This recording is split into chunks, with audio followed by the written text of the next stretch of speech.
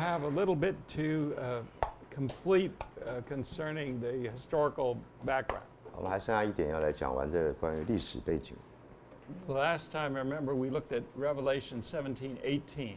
上次我们讲到启示录17章18节。And there are several reasons for thinking that Babylon is a reference to Rome. 我们看到很多这些线索指向这是指巴比伦是指罗马。That is in the immediate circumstances of the first century. 但是在紧邻的上下文历史背景是第1世纪。Still another evidence lies in the close relationship between the beast and the prostitute. 我们看这一章里面说到这个兽和大淫妇是紧密连在一起的。The prostitute sits on the beast. 这大淫妇坐在这个兽上。That is in Revelation 17. 这是在启示录第17章所说的。And we know that the beast is a figure that takes up the imagery of the 4 beasts in Daniel 7. 我们知道这个兽是背景是但以理书的4个兽。And the last of those is the Roman Empire. 那这但以理书4个兽，最后一个是指罗马。So that's a good reason for thinking that the prostitute stands for Roman society. 所以这样很有理由相信大淫妇是指这个罗马社会。The final evidence concerns covenantal imagery. 我们在下面要看的就是讲到这个圣约的这个图画预象。You remember that the people believe in the fall of Jerusalem reference appeal to this fact. 那么我说过那些相信这个巴比伦是指耶路撒冷这样想法的人，他们是来诉诸这个理由。And they say the imagery in Revelation is based on the Old Testament. 他们说到这个启示录用的这些预象是根据旧约的背景。Which is covenantal imagery for God's covenant with Israel. 是用到上帝和以色列人立约，所以用这个约的这个预象来讲。And so the references will be to Jerusalem and to the Jews. 所以从以色列旧约背景看，这个巴比伦应该是指耶路撒冷，指犹太人。But the imagery in the Old Testament, though most of it is immediately applied to the Jews, it's universal in its ultimate scope. 因为旧约里面这些预象都是立刻直接全部都是指以色列人的。All people are in covenant with God through Adam. 我们知道所有人跟亚当透过亚当跟上帝有约的关系。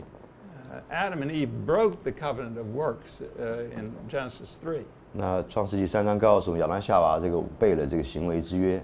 But that does not mean that the covenant is no longer in effect.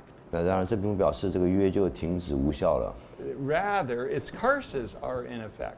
那事实上，仍然是有效，是因为行为之约的咒诅临到世人。And the fact that human beings die shows that they're still suffering the penalty from that original covenant. 那今天人们仍然会死，表示这是原来行为之约的这个犯罪的结果。So, in fact, though the Mosaic covenant is with Israel, there is the earlier covenant with Adam, which is addressing the whole human race. 那前面的亚当之约是讲了全人类，那后来摩西之约是对以色列人。And then, when God makes a covenantal promise of redemption in Genesis 3:15, that's also universal. 所以这样说来，创世纪3章15节讲到这个女人后裔这个应许救赎应许也是关于全世界的。So the most frequent thing in the Old Testament is indeed to use this imagery with respect to Israel and the Jews. 所以旧约里面这些预象用法，一般来说主要都是用在讲犹太人的。But they are only one instance of a possible more general pattern. 但是呢，有一个可能的这个例外，它是指一个总的这个形式，总的典范。Now there's the argument that concerning counterfeiting. 那现在论到所谓的假冒。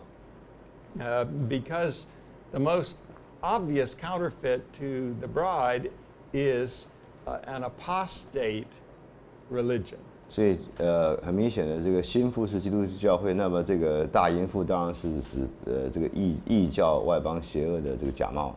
And by not accepting their own Messiah, the Jews who are unbelieving have made themselves apostate. 那这样说来，犹太人不相信这个所应许的弥赛亚救主的话，那他们不相信神的话，他们也成为一个被盗的，也是成为是大淫妇了。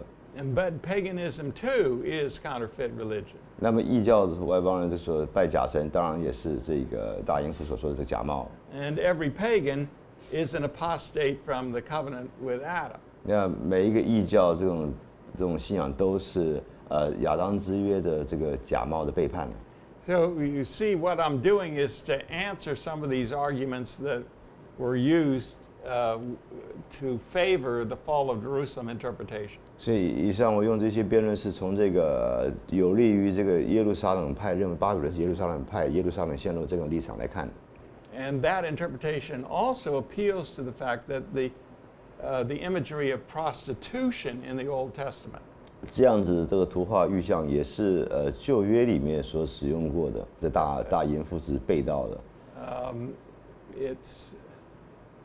think it's Ezekiel 23 that uses the imagery of prostitution for Israel, for the Jews. 以西结书23章用这个淫妇的这个图画来描述被盗的以色列。That is, it's spiritual prostitution when you worship idols. 那是当你拜偶像，所以变成一个属灵上来说是犯了属灵的淫乱的罪。And it's there in Ezekiel 16 and in Hosea. 还有以西结书16章，还有何西阿书讲到这个属灵方面来说的这个淫乱。But in Nahum 3:4, Nineveh is called a prostitute. 但是那鸿书3章4节说到尼尼微也被称为是淫妇。So that shows that this use of the imagery can be extended universally. 所以这样说来，淫妇这一个图画可以延伸到包含这个普世性的。And as I mentioned yesterday, the repeated pattern interpretation helps to understand the fall of Jerusalem. 那我们看到启示录重复这个出现这样解释的这个典范，让我们看见耶路撒冷被认为是这个大淫妇这个被盗的教会是有它的理由的。At the level of systematic theology, Jerusalem is one instance of a counterfeit church. 所以如果从这个系统神学这样来看的话，这个整个圣经来看呢，那耶路撒冷的确是可以当作是一个被盗教会的一个例子。And the fall of Jerusalem in 70 AD is one instance of God's judgment on the counterfeit church. 所以耶路撒冷呢陷落在主后70年，可以说是上帝刑罚这些被盗冒牌的这个教会的一个例子。And that explains the plausibility of applying Revelation and claiming that it's all about the fall of Jerusalem. 所以这样说来，把启示录所说的这个大巴比伦是指这个被盗的耶路撒冷的话呢，这是有它的理由的。It looks as if that could be. 所以看起来是可以的。In terms of the general meaning of the symbols. 那从这个总的这个意义来看的话。But if I'm right about Revelation 17 and the identification of Babylon as Rome, clearly that's not the primary focus. 那可见我们从启示录17章来看的话，那里讲到的是讲到指罗马，那所以那里主要的焦点不是在讲耶路撒冷。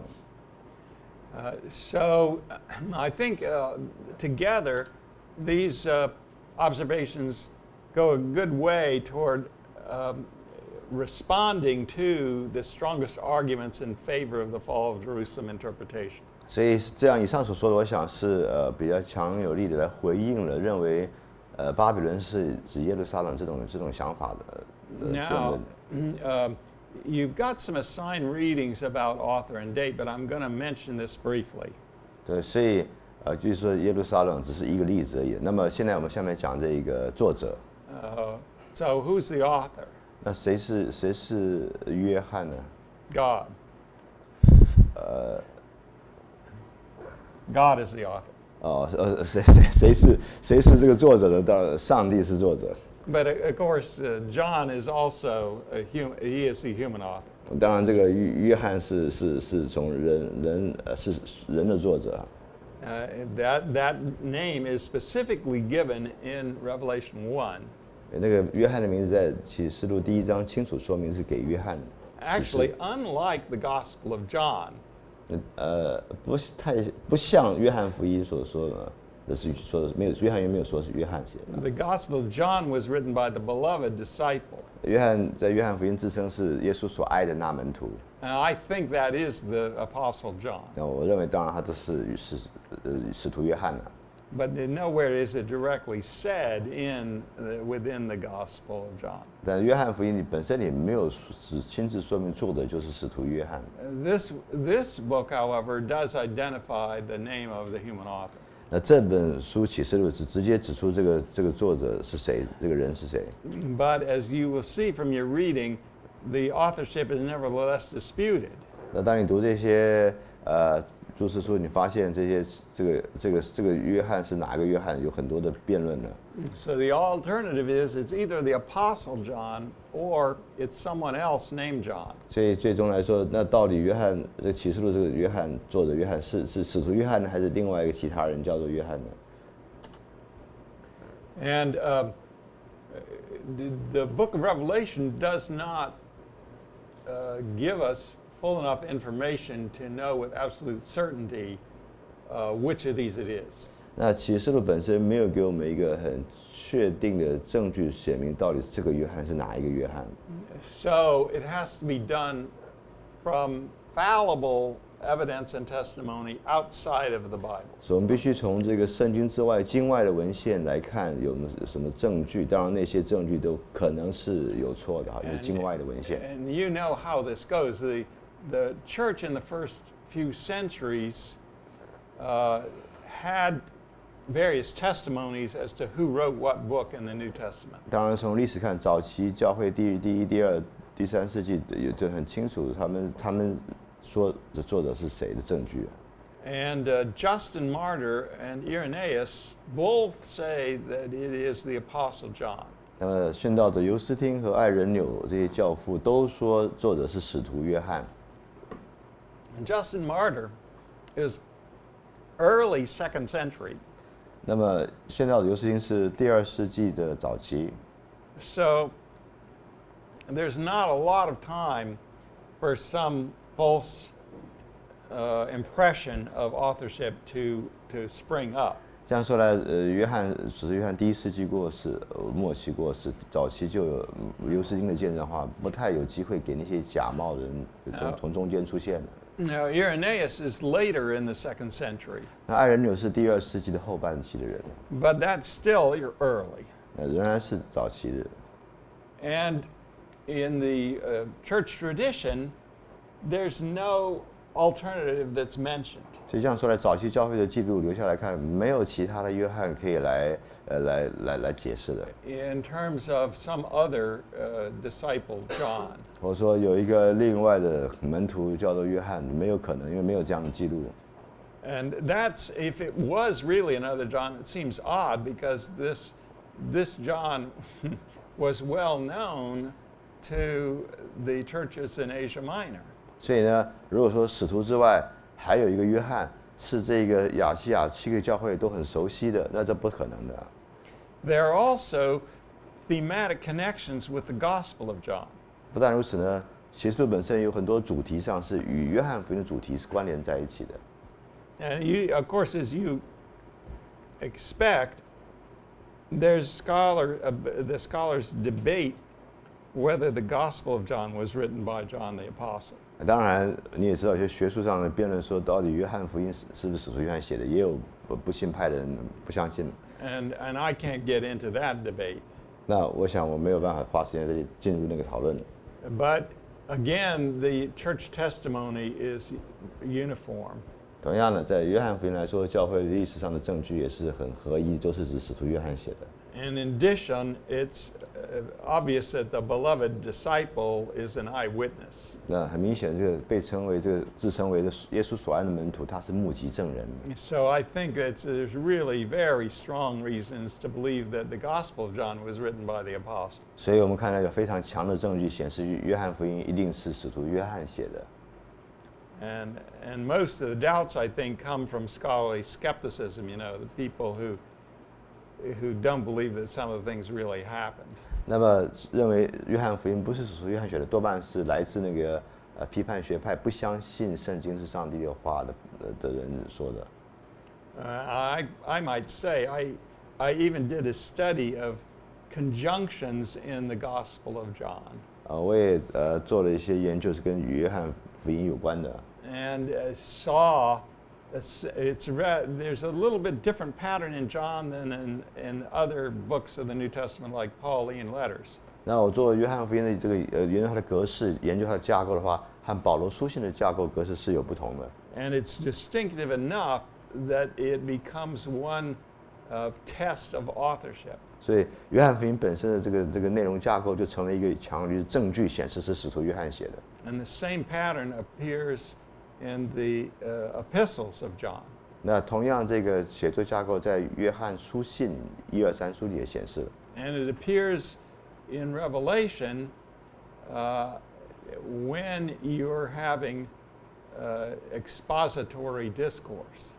那如果你了解还有这个仔细解释这个讲解的话，你会发现启示录也显示是使徒约翰的写作架构。The visions of Revelation are linked almost entirely with the conjunction kai and. 所有这些意象都是用有这个希腊文这个字并且这个字讲出来的。And that's very unusual in Greek literature. 在希腊文的文献里面，这是很独特的、不寻常的。And kai occurs quite a bit in the Gospel of John, but there's other conjunctions as well. 关于这个，所以我刚说的这个连接词哈，那么在这个约翰福音里有很多用到这个连接词，并且，那当然其他书信也有。But I think what's happening is in the visionary section, it's imitating the Hebraic style of Septuagint, where vav in Hebrew is the normal conjunction. 所以这个可见启示录这个希腊文的是和70亿本希腊文这个连接词这个并且是一样的。So that's something that an author can easily do consciously. He can deliberately do it. It says, so it doesn't really give you an indication of authorship. 所以所以这个作者他这样使用，就表示他的这种惯用法，这个在约翰福音、约翰书信里也出现的。But the other parts of Revelation 2 and 3 do. 在特别在启示录第2、第3章里面显示出这种连接词用法。So it's one more little contribution is saying it's the same authorship. 所以这样说来呢，那么至少约翰福音3章给这个7个教会这种这个内容的话，显示说连接词是使徒约翰的惯用法。But nevertheless, some scholars argue that it's another John. 然而呢，还是有学者们去坚持说是有另外一个约翰。And the main argument is that its style in Greek differs so radically from the Gospel of John. 因为他们说启示录的文法希腊文呢和约翰福音呢是有很大的形式上的不同。And it was Dionysius and Clement, Origen, following him, noticed this difference and postulated another John. 这个教父俄利根他就去看这个希腊文的这个形式来看，他认为说是别人，不是使徒约翰。But a partial reply to that might be looking at C.S. Lewis as a modern author. 那我们做个例子来讲的话，你可以说鲁伊斯是现代的作者。C.S. Lewis wrote scholarly articles on English literature. 那么鲁伊斯在就是写《纳尼亚》那个鲁伊斯，他是英国文学大师啊，写了一些很多学术的文章。And he wrote apologetic books like Mere Christianity. 他也写了这个返璞归真这样子的基督教的护教学书。And he wrote fantasy literature with The Lion, the Witch, and the Wardrobe. 他也写了纳尼亚这个女巫、狮子、衣橱这样子的幻想小说。So you can imagine some later scholar saying, there are 3 people named Lewis.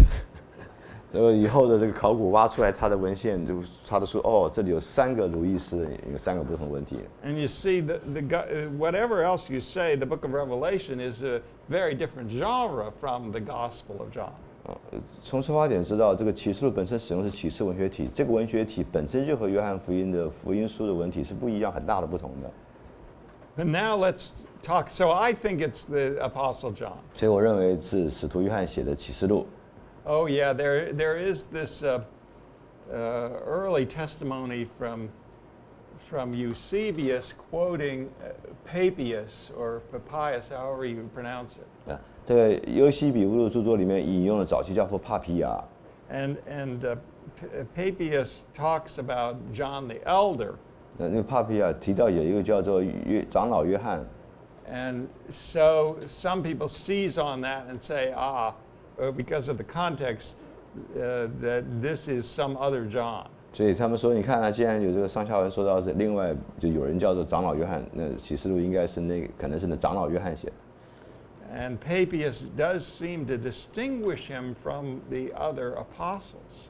看来帕皮亚是区分这位长老约翰不是使徒约翰。But that may be because he's still alive. 那可能原因是因为他还活着。The early church tradition was that John lived to old age and resided in Ephesus. 早期教会记载说，使徒约翰活到年纪很老，他住在以弗所。So that he was the last of the apostles to die. 他是12使徒最后一位离开世界的。And the other thing is, I didn't mention, but Irenaeus was a disciple of Polycarp.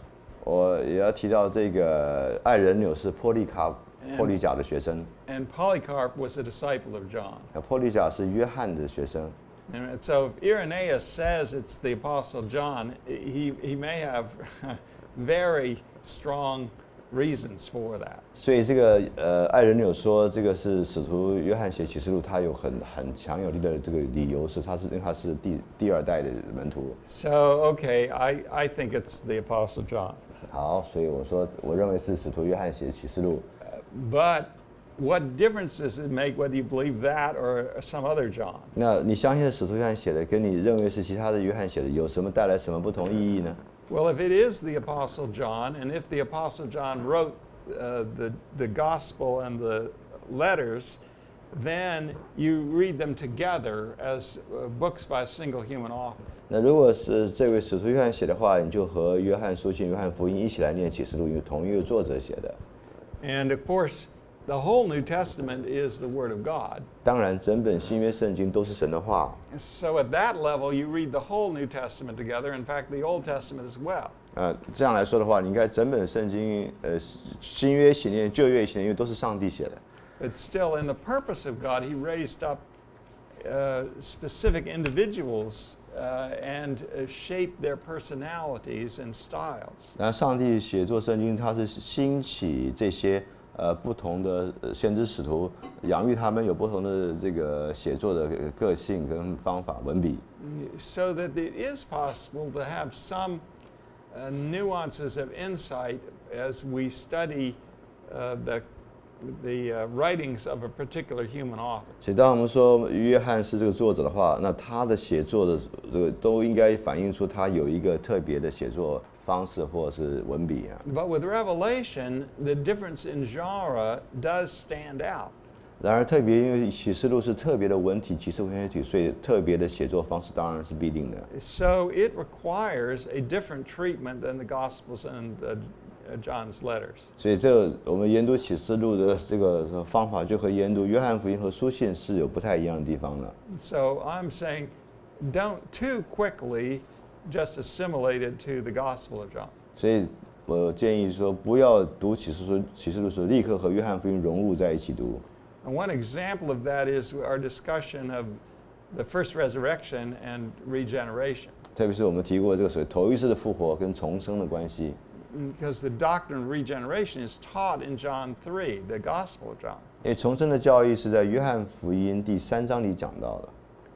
And maybe that's what John means in the book of Revelation. 那也许呢，就是约翰要在启示录里所说的。But the book of Revelation being a book about martyrdom and so on, maybe John is doing something different. 因为启示录主要是针对这个殉道这个主题的话，那可能约翰写作的方式是用不同的文笔来表达。Now, what if it's another John? 那假若是另外一个约翰写启示录呢？ Well, clearly then you would treat the book of Revelation separately from the gospel and the letters. 那很清楚，你当然会将这个启示录和约翰的福音和书信分开来看啊。And by the way, you know there are scholars who think that the author of the letters of John is different from the author of the Gospel of John. 你也知道有这些怀疑批判学者认为约翰1、2、3书作者呢和约翰福音作者也不是同一个人。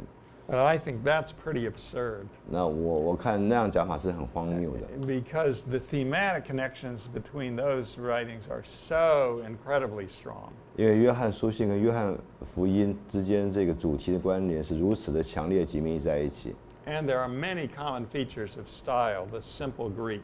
那从这个希腊文比较简单，希腊文这个文笔用词，你发现约翰福音跟约翰1、2、3书是一样的。So it seems to me the only theory of multiple authorship that is at all plausible is to separate Revelation from the author of everything else. 所以如果人们要假定说这些作者都不是同一个人的话，最多你只能说启示录和约翰福音和书信是分开，但是书信跟福音是不能分开的。Okay, so then we treat Revelation separately. 如果这样的话，你就会将启示录和福音书分开来看啊。But there are still fascinating thematic connections. 但是即使这样看的话，仍然有非常奇妙的这个主题上的关联和约翰福音。You take something like the theme of the Word of God. 比方说，你用神的道做这个主题。And Revelation and the Gospel of John are the only books in the New Testament that identify Jesus as the Word. 只有约翰福音和启示录是新约唯一2卷说到耶稣基督是神的道，直接指明只有这2卷书。But that's only the beginning. 那当然是在书的前面开始的。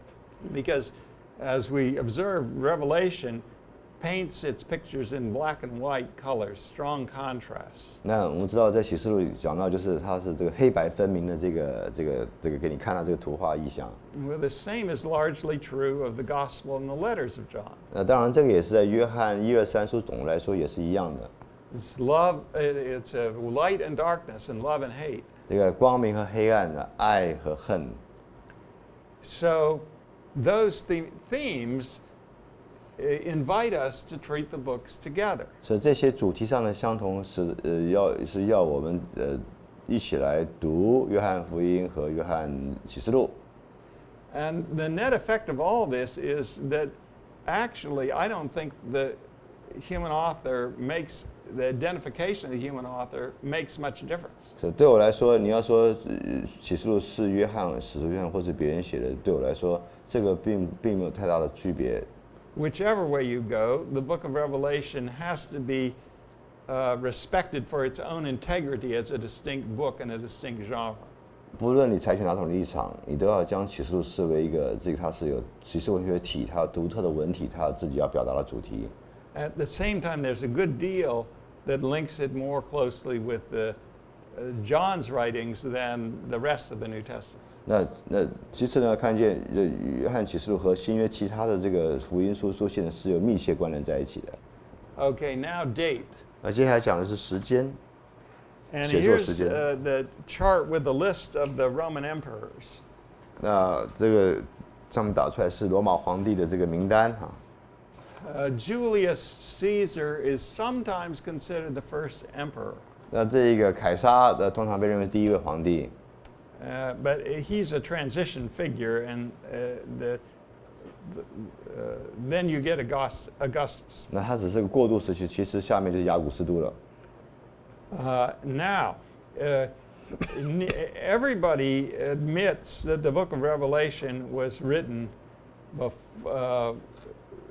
pretty early, before the more or less before the 2nd century. 大家都同意这个启示录是在第2世纪开始之前就写成的。So there are 是在第2世纪开始之前写成的。In this list, there are 3 main options for the date in terms of correlating it with the Roman emperor that's in power. 既然大家承认启示录是第2世纪之前的第1世纪里写成的话，那只有3个可能是候选的皇帝的那个时期。Claudius is really too early for there to be serious persecution mounted against Christians. 那格老丢呢？看来还是太早，因为那时候还没有大规模的逼迫基督徒。So you've got Nero, Vespasian, and Domitian. 所以你有这个尼罗、维斯帕先和斗米先这3个。And these intermediate emperors, you can see, they don't reign for very long at all. 那居中居间的这些皇帝们呢，他们的任期都非常短。So that's your options. 所以这是你剩下的3位皇帝的选择了哈。And Vespasian was more or less a good emperor. 那这个维斯帕先，总的来说呢，或多或少他是在罗马人民眼中是个好皇帝。So that doesn't really appeal to be a time of the most intense persecution. 看来他并不是这个约翰所描述的那个大逼迫、强烈临到的时候。Domitian, on the other hand, is a real possibility. 那另外来说，斗米先就非常可能在他任内，他应该还有大规模的、强烈的逼迫。The photograph there is an actual Roman coin with Domitian's head on it. 那这个是个考古挖出来的一个罗马的这个钱币上面铸造有斗米先的像。And Irenaeus, who was a disciple of Polycarp, who is a disciple of John. 爱人纽是波利甲的学生，波利甲是约翰的学生。He says that John the Apostle, again, wrote in the time of Domitian. 那爱人纽说，这个使徒约翰是在斗米先统治的时候写了启示录。And again, the scholars pore over the exact wording that Irenaeus has given us. 那这个当然学者们讨论爱人纽所说的这些话仔细的这个用词。And some of them dispute whether he's really saying it was written in that time or not. 有些学者辩论说，到底他所写的话是真的是说了启示录是那个时候写的吗？ But the most appealing way of taking his words is, yeah, this is when, or Irenaeus at least thinks it was written. 所以照他的这个，如果你真的照爱人纽说话的意思来看的话，直接的意思的话，那当然是他是说是在这个时候写的。I think because of the nature of the way information is transmitted in the ancient world, it's a little more likely that somebody might be confused about date in a way they wouldn't be confused about authorship. 也许在那时候呢，用词可能让当事人描述不那么准确，这个时间可能没办法准确，但是那个作者是谁，这是很清楚的。And because the early church, in terms of authority, they cared about, well, where did this book come from? Who wrote it? 因为早期教会的领袖一定收到这个圣经的这个抄本的传阅的时候，他们一定会要弄清楚这个是谁写的，哪里来的。But provided you knew it was written by Paul or John, it didn't matter so much when exactly it was 所以 written. 只要你这个领袖们确认这是使徒保罗写的，使徒约翰写的，他们就不太关心说是保罗或约翰是哪一年写的，不那么注意的，不那么重要了。Nevertheless, Irenaeus goes to the trouble of asserting this time period. 当然，爱人纽后来他继续写作，他的内容里面带来一些困难了。Why should he do that if he didn't actually know the facts? 那为什么爱人纽既然是已经隔了2代了，他能够，如果他如果不知道是哪个时间写的话，他怎么这么大胆自己乱编一个皇帝的名字呢？显示他写的应该是真的了。The main additional evidence in favor of Domitian date is from Suetonius, who is a pagan Roman historian. 那另外显示说是斗米先时代写，是主要是有另外一位罗马的这个异教的史家叫苏东尼。And it's the information that we've already discussed about Domitian enforcing the tax on the Jews. 我们也读过讲到了苏东尼斯，他就报告了他的著作说到斗米先向犹太人收税了。That exposes them to persecution. 在那时候，就是在逼迫中写出分别说谁是基督徒，谁是犹太人不一样了。So it seems likely to me that that is the best date for the Book of Revelation. 所以对我来说呢，最可能的根据这些证据，坚强有力显示是斗米先时代写成的。The main alternative is Nero. 另外一个可能的这个选择是尼禄皇帝。And the evidence that most people like the best, it comes from Revelation 17:10. 人们最喜欢支持这个讲法，证据是来自第17章第10节。So let's read that. 好，我们一起来念第10节，请。又是7位王，5位已经倾倒了，1位还在，1位还没有来到。他来的时候，必须暂时存留。Okay, well, we need the preceding verses to know that it's talking about the beast with 7 heads. 第9节告诉我们说，那7个头，这个兽的7个头，就是女人所做的7座山了。And then in verse 9, the 7 heads are identified as 7 mountains on which the woman is seated. 所以这个7个头呢，就是女人所做的这个7座山。So it's Rome and the power of Rome. 这是讲到罗马和罗马的这个权柄。So the 7 kings, you would think, will be Roman emperors. 所以这7个王，你会觉得是罗马7位皇帝。5 of whom have fallen. 5位已经倾倒了。So, people say, Nero is the 6th emperor. 人们说尼罗王就是第6位。Very appealing. 看起来很具吸引力哈。But in order to make it work, you have to count Julius Caesar as the first emperor. 但如果你要说尼罗是第6的话，你就要从这个凯撒王开始算第1位才行了。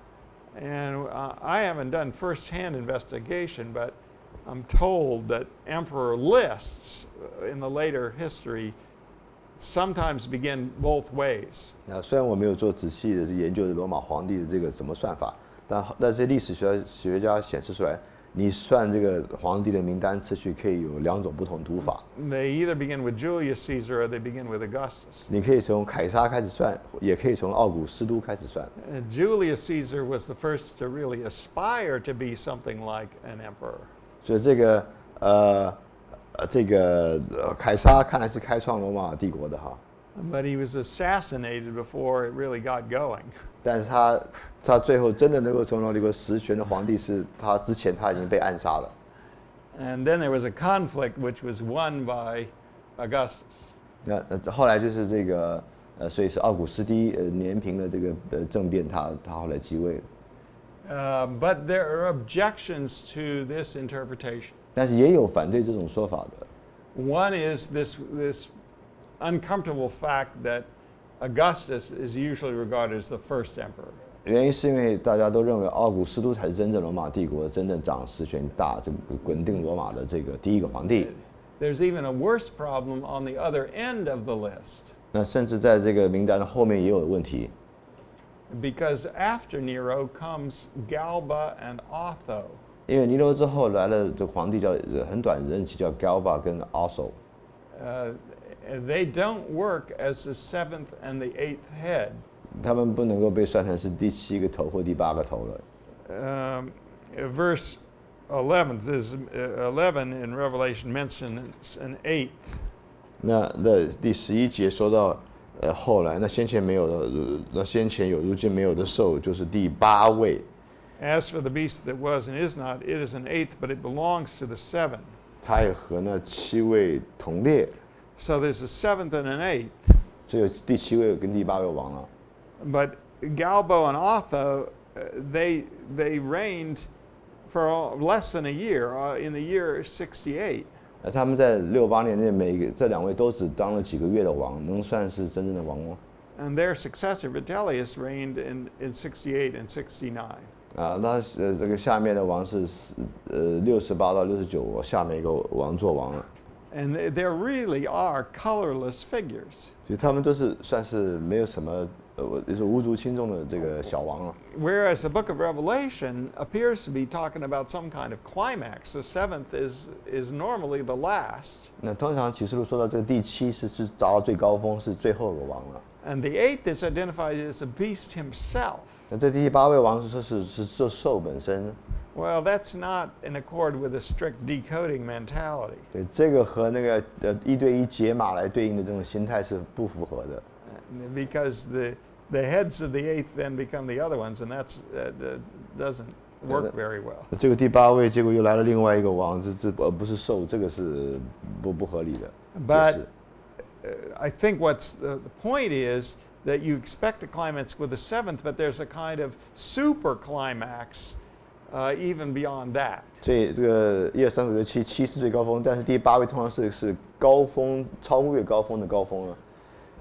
So you need an emperor who's worse than Nero. 所以你需要找到一个王比这个尼禄王更糟更坏的。Well, some people in their desperation will then go past these 3 minor emperors to Vespasian. 所以有些解释就说就略过这3个小王，来到下面这位大王叫做维斯帕先。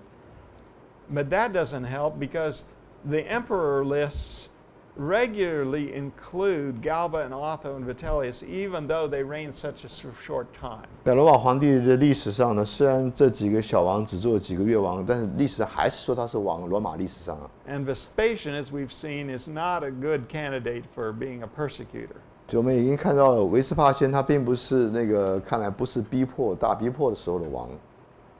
Now, Nero did persecute the church. That's on record. 这个尼禄王他的确是逼迫教会，这是历史上是记载的。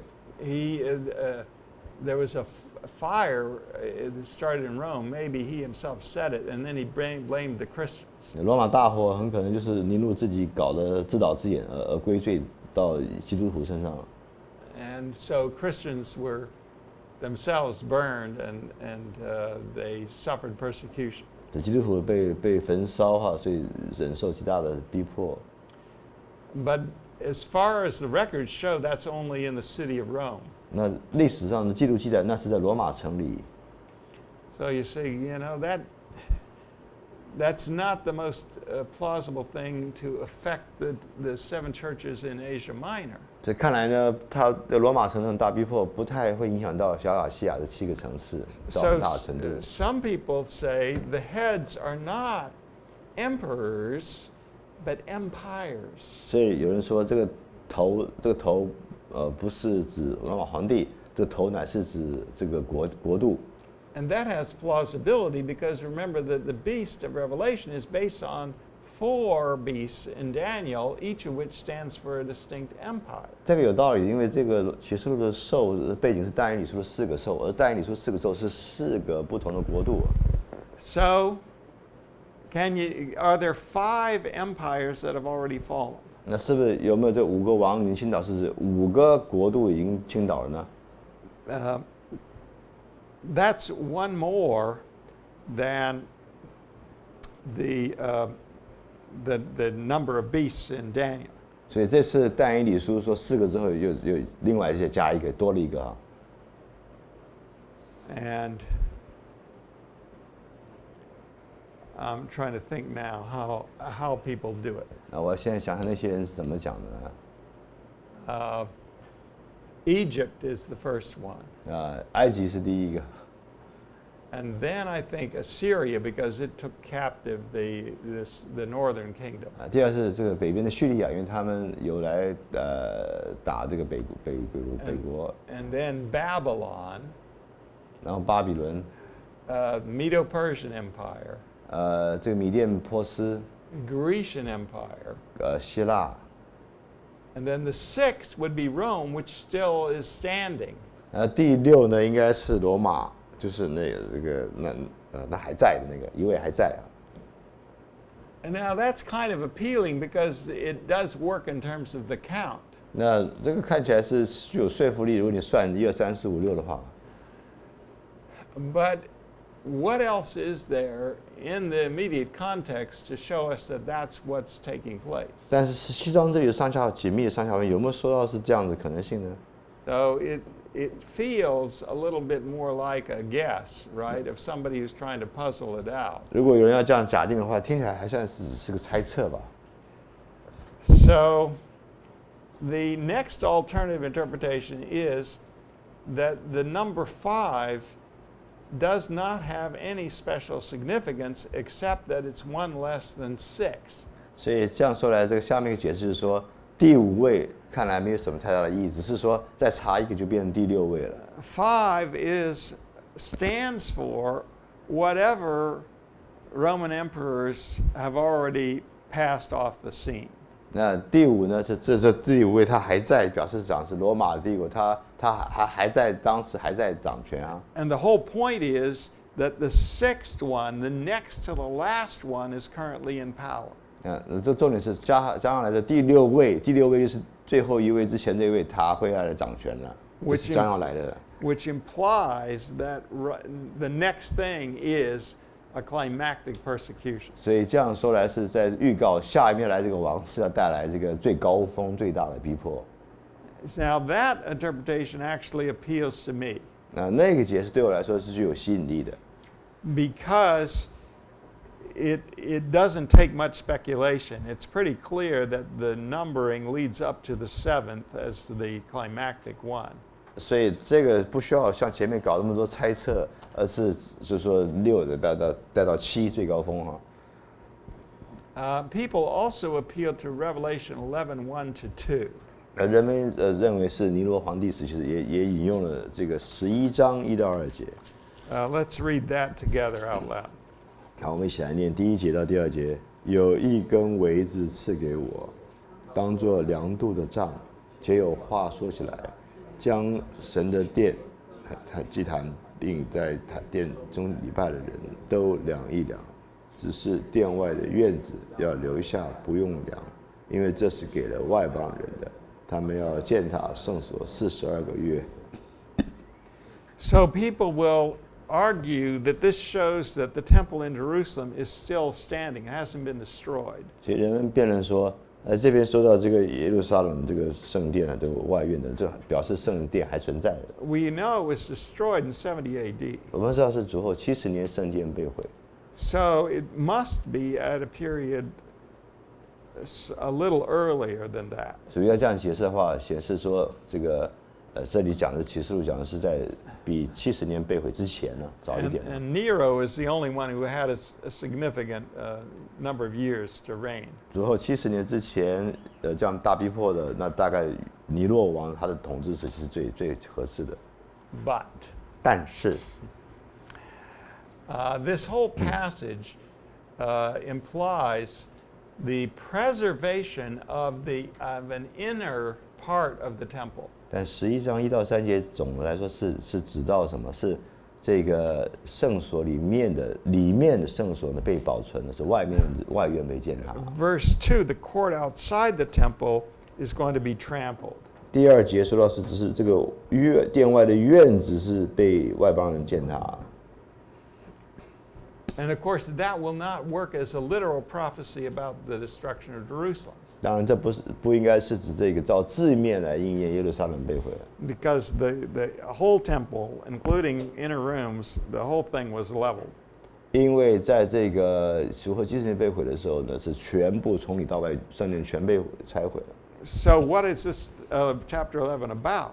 所以那到底第11章在讲什么呢？ Well, it's an interlude that serves as a promise to the saints. 这是一个中间的间奏，是讲到神给圣徒的应许。The temple of God is where God dwells in His intimate presence. 那所谓神的圣殿是他的这个亲自的同在的所在。And that is the church. 那就是教会。And you have this temple imagery in chapter 1 with the lampstands. 那你有这一个圣殿里用的家具作为这个记号图画，比方说第1章讲到灯台。The lampstands are furniture within the temple. 那这个灯台是在圣所里面的这个器具。And Christ is dwelling there in the midst of the lampstands. 那基督在这个7个灯台中居住行走。So like the rest of the New Testament, Revelation is implying that the church is the true temple. 所以正如其他的新约书信所说的，那么教会才是这个基督的这个身体圣殿。And the preservation of the inner part is speaking about God preserving his people in the midst of this trampling and persecution. 也就是圣所被保存，没有被外邦人践踏，说明教会是神同在的这个圣所，所以上帝保护教会，不会被外邦人践踏。 So you see, I am taking this passage as highly symbolical rather than a kind of photographic picture of the temple in Jerusalem. 所以这段圣经我是看来是这个意象的符号来表达图画，而不是像照片所照这个历史发生的事实。Okay, it's symbolical of the church. 所以这是记号，指向指教会，是11章。People will also point to verse 8. Let's read that together. 人们也举到第8节，我们一起念第8节，请。他们的尸首就倒在大城里的街上，这城按着灵意叫所多玛，又叫埃及，是他们的主钉十字架之处。 Now the dead bodies are the bodies of the two witnesses. 这是他们的尸首，他们是指2位做见证的。 And the two witnesses are also identified in verse 4 as the two lampstands. 那这2位做见证，也就是那2个灯台，在第4节所说的。 And guess what? The lampstands are the churches. 那这个灯台是指教会啊。 So why are there 2 of them rather than 7 of them? 那这为什么是2个见证人？为什么不是7个呢？ Well, that's part of the flexibility of the symbolism in Revelation. 那就是正是启示录用的这个符号，它的这个具有弹性啊。 And the number 2 is picked out because it takes 2 witnesses to legally verify testimony. 2个为什么是2个？因为要做见证，要至少2个人做见证，才能在这个做确定的这个证词。 Some people think that the 2 witnesses literally refers to 2 Christian prophets who prophesied shortly before the destruction of Jerusalem in 70 AD.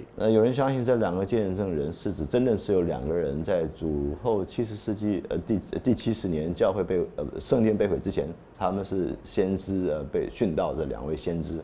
But as far as I know, there's no record of any such thing having happened. 但我们所知，没有任何记录说主后70年之前有2位先知殉道，没有这样的记录。 There were Jewish prophets who encouraged the people to resist Rome 他们有犹太人的先知鼓励他们起来抵抗罗马， and prophesied that the Rome would not conquer them. 他们预言说罗马不会得胜的。 And guess what? They were wrong. 结果这些先知是假的，他们讲 They 的 were 是不 false 对 prophets. 他们是假先知。 So other people think that these 2 are 2 prophets in the final crisis. 那这个另外有解释说，这2个见证人是指在最终冲突派讲说到最后耶稣在之前的时候的事情。 And I suppose it's possible that God might raise up some people with a powerful Christian testimony. 当然有可能神会兴起有2位这个讲出这个见证来是很强有力的。 But the main point is to identify the 2 witnesses with the church. 但最重要的是这2个见证人是指的是教会。 So what about the location of where these witnesses testify? 那这个他们这2位见证人见证的地点在哪里呢？ Verse 8 says where the Lord was crucified. 那就是他们这里说到，就是他们是主钉十字架之处。 And people say, aha, it's clearly Jerusalem. 然后这里很明显的讲耶路撒冷。 And this is used as support, by the way, for the fall of Jerusalem view. 那这个通常是这个耶路撒冷陷落，这个认为是巴比伦这个学派的人讲法。 But the answer might be that it's also Sodom and Egypt. 但是前面说这也叫做埃及所多玛呀。 And so I think Jerusalem is just as symbolical as Sodom and Egypt. 所以我认为耶路撒冷这里说的和埃及所多玛同样是记号。 This is the city of man. This is the pattern of Babylon. 这是这个以人为中人之城，正如是大巴比伦所显示的。